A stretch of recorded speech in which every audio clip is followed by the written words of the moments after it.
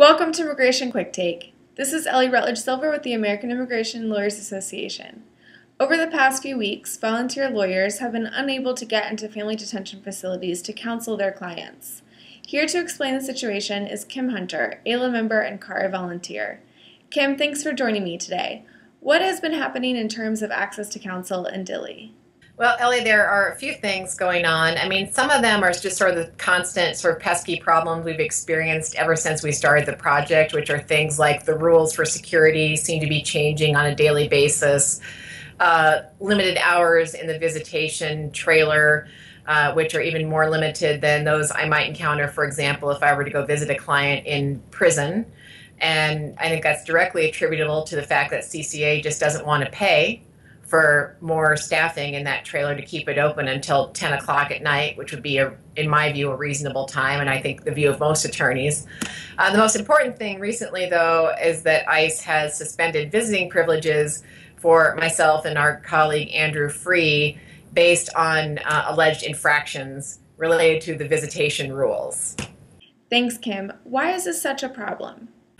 It's all part of, I think, a piece of a larger trend that really began last year with Artesia, right? These facilities are isolated.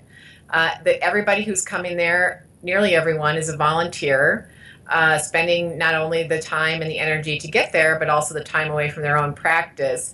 And so if ICE is going to take the position that they can start suspending visiting privileges for attorneys, obviously it's prejudicial to the women, but it's also, in my mind, much more concerning in terms of a larger picture about possible censorship of point of view, and again, obviously just further limiting the rights of these women to counsel when their rights are already so circumscribed just by virtue of where they are and the process that they're already in, which is such a defensive posture from the start. What can be done to ensure access to counsel? It's an excellent question. I think that there are a number of steps. I think immediate advocacy obviously is the first one. And there have been steps taken both individually and organizationally to try and make some inroads with ICE. I think another step, frankly, is just to try and hold CCA more accountable to the terms of their contract, which include posting visitation rules and making those rules known. And in fact, CCA has claimed, in fact, that they don't have to present the rules, that they are proprietary, which is clearly a violation of the express terms of their contract. So there's advocacy going on. The ultimate solution, would be litigation. Obviously no one wants to take it to that level, but I think it points out just the need for cooperation among advocates, and also the need for, zealous advocacy on this subject, because it started out that, media is not allowed to bring in cameras to these facilities. The week that I was there prior to my suspension, there were 3 psychologists who were there who were in the facility one day, and the next day their credentials were suspended.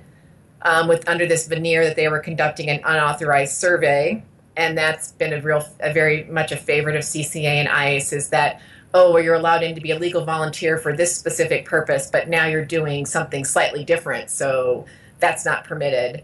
And then culminating with the suspension of attorneys.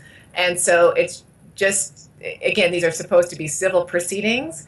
Either this place is a prison or it isn't. I think we all know that it's a prison. And if it's going to be a prison, then it needs to come with the attendant rights that prisoners have, which are being denied to these women. I think that we're seeing a constant transition, obviously, in terms of family detention and what it looks like. And so even though currently I'm not permitted to go into the facility, I'm still very engaged on the subject. I've been doing some organizing locally and also doing other organizing, particularly with former women who are detainees at the facility, to try and advocate and get their voices heard.